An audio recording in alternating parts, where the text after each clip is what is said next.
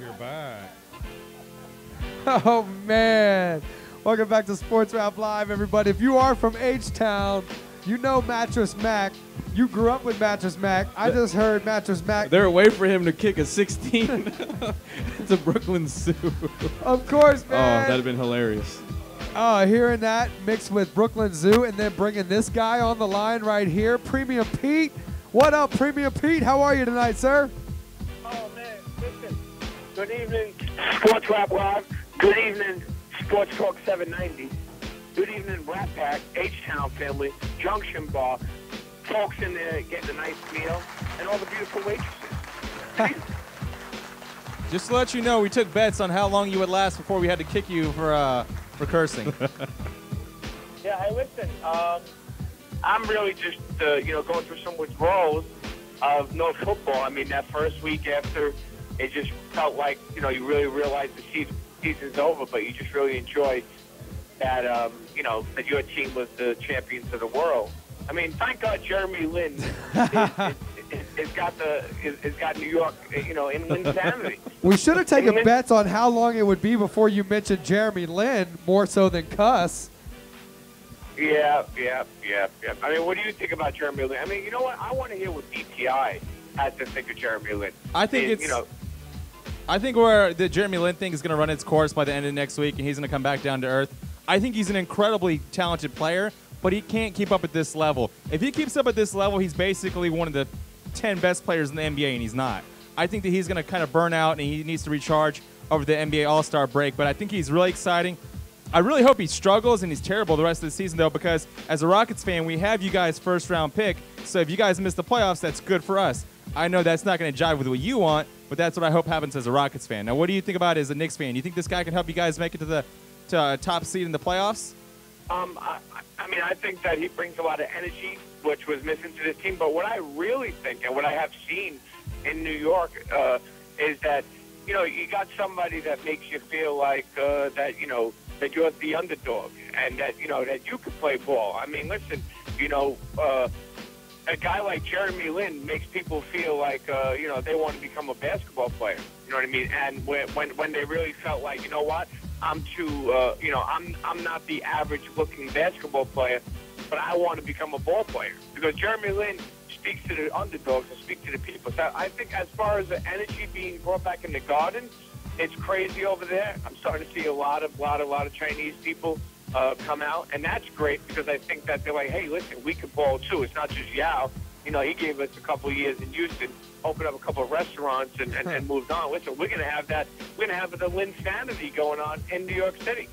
Well, hey, Pete, how many 6'2" Asian dudes that live in the city can't even walk down the street anymore? There's no such thing as a 6'2" Asian player that's not in the NBA. Yeah. Yes.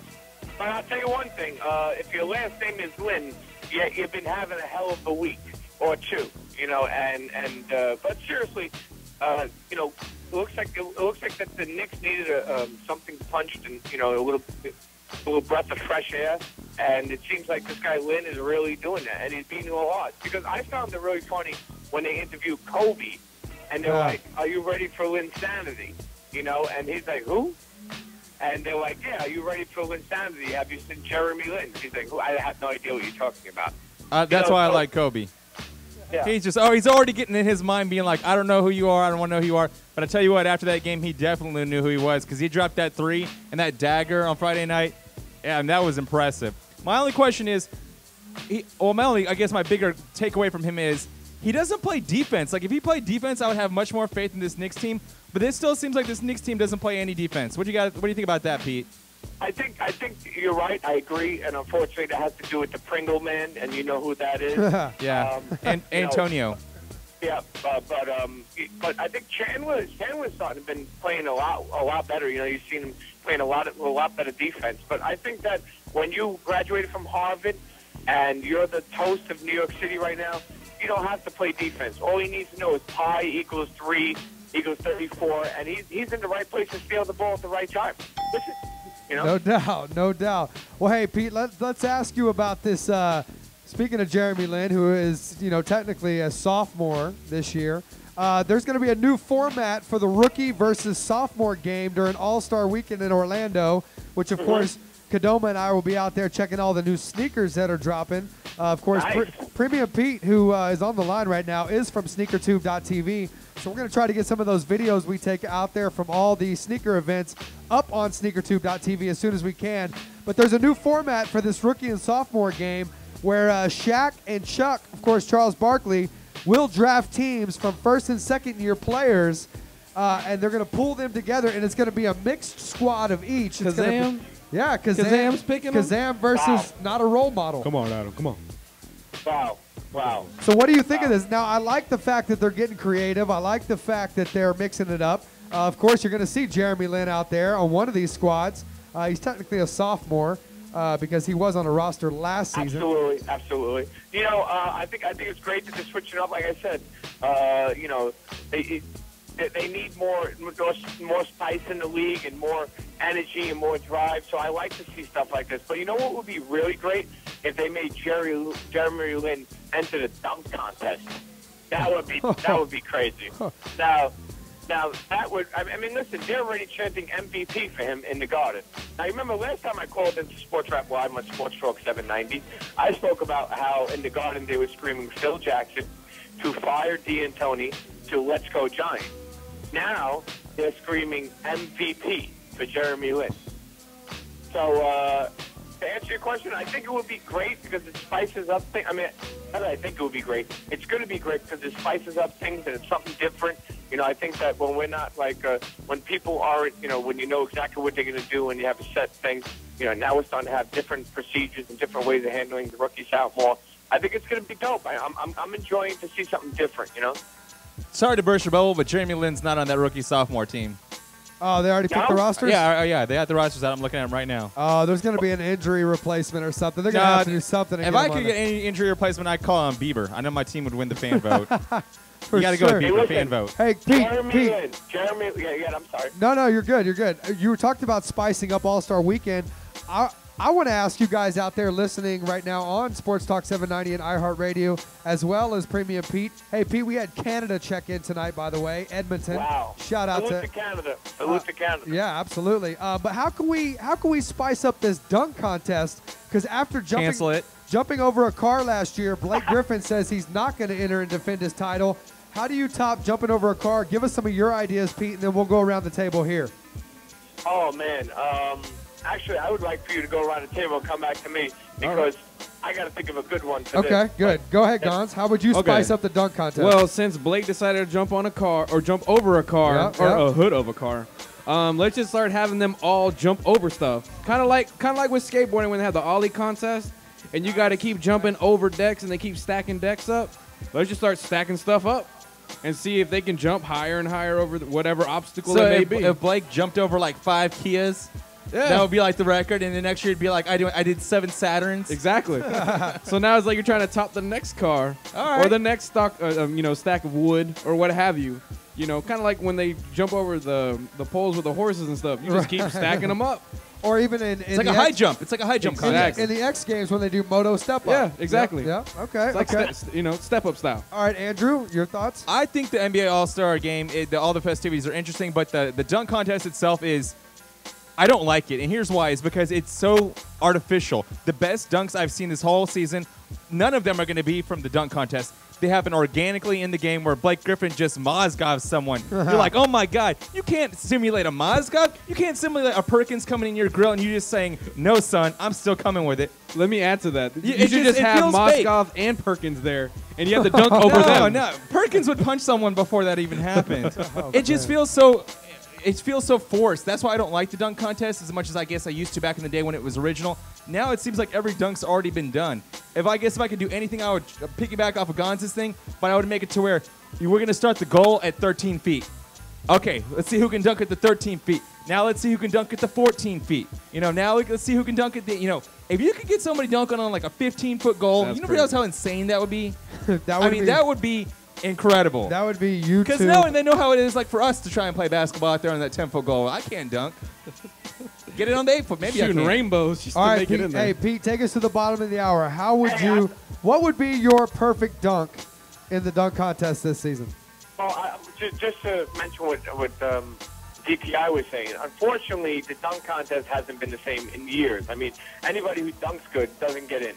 They're too busy, doing other things, or they just don't want to be involved. I don't know if there's a chance of getting hurt just to dunk, but I mean, I would love to see a dunk contest where they had a Kobe, where they had LeBron, where they had, people that officially, all-stars that could dunk and put it down and going against all-stars. But unfortunately, since they're going to probably just have people that we never heard of, or people that we really don't care that they're in there, and maybe they'll put one less person, it doesn't matter to me anymore. So for me, I would love to see something really crazy. Like, I would love to see, remember that guy who used to come into Shea Stadium through a parachute and come on the field? Do you remember that guy? Yeah. Does anybody remember him? Yeah, he showed up at the one of the big fights in Vegas one night. Yeah, well, listen, unless Fan we man. have, like, maybe we need players jumping off the 400 section and dunking. That's the only time I'll think that something is. Or you know what they got to do? Pete, they got to make it sort of, financially incentivized. They say, all right, if you win the dunk contest, you get a cool $1 million, and they got to show it in like a briefcase or something, and get it, because that's the way you can get NBA players motivated. Is you say it's about money. So you say, hey, now it's winner gets $1 million. That's it, winner take all. To add to that, you can make it like Deal or No Deal. Have Howie Mandel host it, and be like, hey, maybe, I'll do this dunk, and I'll go for that suitcase right there. Just make it a whole game like that, too. I'll tell you, what I think they're missing? What's this guy's name that, let's get ready to rumble? The guy who does the boxing. Michael Buffer. Michael Buffer. Yeah, they need to have Michael Buffer pronounce one of these slam dunks. That would be pretty cool, I think. That would be cool. Hey, Pete, we know you're heavy on the internet toes. Of course, yes. At Premium Pete, at SneakerTube TV. But we're getting a couple of suggestions. Mr. Everyday Life on Twitter says, jump over an SUV. Wow. Yeah. Wow, Maybe if okay. it's moving. Hey, what about Told you. Kadoma? Kadoma's checking in. He just got back from San Diego. He's not here at Junction, but he's on iHeartRadio. He says, jump over the Kardashians. No, winner gets a Kardashian. Winner gets a Kardashian and a All right. briefcase. All right. Hey, They bring listen, you championships. If the winner ever got the Kardashians, then I might join the NBA. And I'll tell you one thing. You know who would sponsor me? Who's that? Nair. The product Nair. Nair, huh? Yes. Wow. Well, hey, you know who's bought into Sports Rap Live over the next couple weeks, Pete? Who's that? That is Active Athlete. And Active Athlete, of course, is one of the OG mom and pop, Houston's longest running mom and pop sneaker and streetwear shop right here in Houston. And they're having their giant tent sale in 2 weeks. It's running Thursday, February 23rd to Sunday, February 26th. And you yourself can look like an all-star just like the NBA players all weekend. That weekend in Orlando's, they're going to have sneakers anywhere from 10 to 45 bucks. Nice. What? Yeah, I said 10 to 45 bucks. What you say? Yeah, you heard me, Pete. All the hottest brands like Jordan, Nike, Adidas, Reebok, Crooks and Castles, LRG, and so much more. The tent is restocked daily for all the hottest deals. An Active Athlete, of course, is located on Belfort and Telephone Road in the Kroger parking lot. You'll see the big A there on the marquee. And if you want to call ahead to get the inside scoop to all these killer deals, you're going to call 713-242-0424. One more time. Let me give you the number so you can check it out for yourself. 713-242-0424 and get yourself in the game at Active Athlete. That sounds like a plan. Absolutely, Pete. All right, hey, Pete, we're going to keep it going right here, and we're going to talk about some more college basketball. Now, Pete, in New York City, what is the vibe? Do people follow college basketball as much as they follow the NBA? I mean, of course they follow college basketball. I mean, especially even in Staten Island, there's one of the biggest pools they have out for the March Madness. So there's a lot of college basketball fans. Actually, I want to say I just recently came back last week from the Air Jordan 2012 launch event down in New York City. They actually, Jordan Brand rented out a hangar in Teterboro, New Jersey, and they had like a little flight like where students were there, and you went in and you were given these 2012s. Jordans, and you actually, played in them. And they had Iden, Ravina, which is a professional trainer which trains Chris Paul and other athletes. train you in these shoes. And the point I'm making is UNC made their debut with the 2012. They wore the UNC colorway a couple of nights ago, I believe. Who was UNC playing, Duke? Yeah, that was a huge game. Huge game. Big, very big game. And they premiered. I mean, obviously, it wasn't a winning shoe, or shall I say, linen, not winning, linen. Yes, for Jeremy Lin. But it wasn't a winning shoe. But the 2012, I want to say, for college basketball players, which you're going to be using a lot this year, is not sneakers like we know it. I mean, they really, Nike and Jordan Brand have went all out with this. This technology in this shoe uses 3 different insoles, 2 different booties, basically to customize any player's fit and feel. And I'll tell you, I don't play ball like that, but when I wore these shoes and I ran around, I felt like they were silly puttied and molded to my feet. So college basketball will be, the Jordan Brand teams will be definitely rocking these Air Jordan 2012s, which will have a lot more effect, I believe, on a lot of people's games. Absolutely. As more colorways come out, Pete, you'll see them. There are quite a few Team Jordan teams now in college basketball. I think Cincinnati is one. Of course, North Carolina is the original. Yes, UNC. But there's a few more, too. I know Washington is. Washington, yep. Yep. Arizona. Yep. Arizona? Yep. Very true. Well, Pete, hey, we'll check in with you. Of course, we'll be out in Vegas. I got some sneaker tube cards. I'm going to drop on some people's tables out there whenever we hit the footwear segment. Hey, listen, all the way from Brooklyn to Houston, listen to the only place, okay, Thursdays, Sundays nights, 8 to 10, on Sports Talk 790, Sports Rap Live. Get your fix. Rap crew, salute. Peace out, Pete. Thanks, Pete. Thank you so much. All right, let's take it back to the college courts, Andrew. We were talking Big Ten, and we made it through half of the BCS and a couple other ones. So. That's right. So let's get back into it right now. I know we got a lot of college basketball fans because they tune in to Sports Talk 790 for all their college basketball action throughout March Madness. But we're still in February, so let's get closer to home here. Let's bring it back to the Big 12. So Baylor now, they're 12-4 with all 4 of their losses are to Kansas and Missouri. Now, to me, that it kind of says that they're clearly not as good as those teams because they lost to them both at home and away. But that doesn't mean they're a bad team. You know, you can still lose to 2 teams that are probably, Kansas and Missouri might be the 3rd and the 4th number 1 seeds. I mean, they're that good. So it's no shame, in their game losing to them. But Perry Jones just really has to come on for me, and really he needs to step up and solidify. This team, Adam, could be Kentucky. They could dominate like Kentucky, but it's just they don't have the oomph. They don't have the can't describe it, but they don't have that indescribable mojo. They don't have the killer instinct. Now, this is Missouri's last year in the Big 12. Yep. So now that program's finally getting back on track in basketball. This is Missouri's best year in a long time. A long time. They'll be heading out to another conference. Yeah, they'll be heading out to the SEC. All right. Well, let's keep it moving with Texas. Texas. Oh, one other thing I just wanted to hit on is that sure. There's still a game between Missouri. They're going to Kansas and playing at Fog Allen on the 25th, and that could decide who gets the number 1 seed between them, the 2 of them. Now, will they continue that rivalry beyond this year in the Big 12 or no? I don't think so. Is it like UT A&M? Yeah, I don't think they will. It's tough though because that's a really good rivalry. That's a border war, so it's disappointing. But yeah, it they is. will. Definitely is. Yeah, Texas, we're going to start touching on them. I don't think they're going to make it in. In the Wildcats, they beat Kansas State over the weekend. And Kansas State, now is their chance that they want to make it because they're right on the bubble right now and teetering.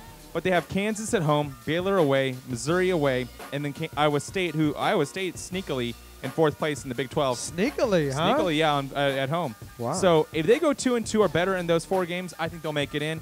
But if they only beat one of those 3 teams, Adam, they just clearly don't have enough wins. That's not going to be enough. You can't go 1-3 against those teams who have that caliber of competition and not make it in. And even close wins, close losses aren't going to count. Well, a square has sharp edges, right? You put a square on top of a bubble, it's going to burst. True. So, yeah. They're going to have to do more than just settle for a bid. They're going to have to win that bid. Talking about teams that might not get bids is the Pac-12, Adam.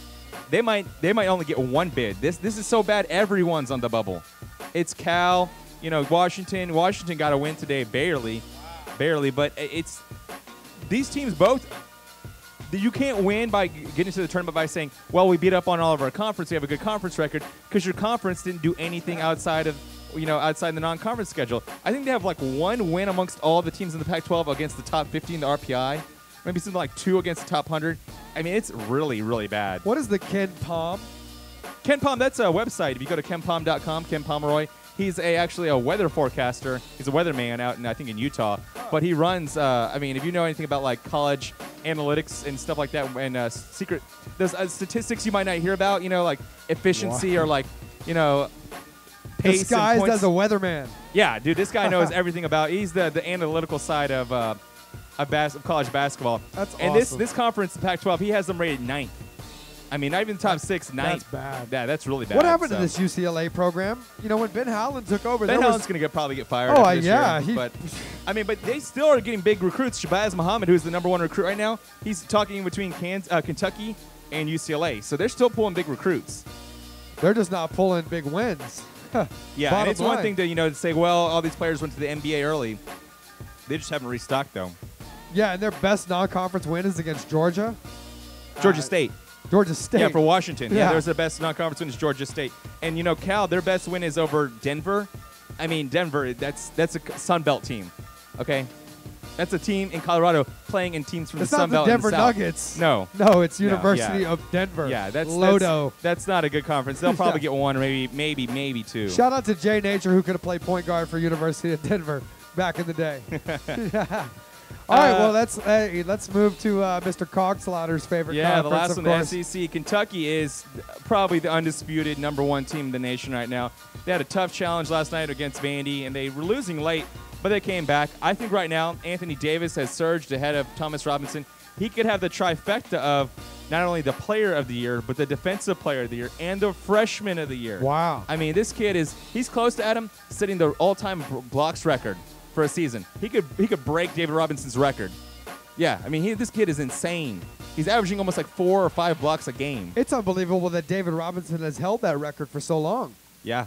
Wow. But, I mean, he's going to be the #1 pick, undisputed. Yep. He has the best unibrow I've ever seen in my life. Yep.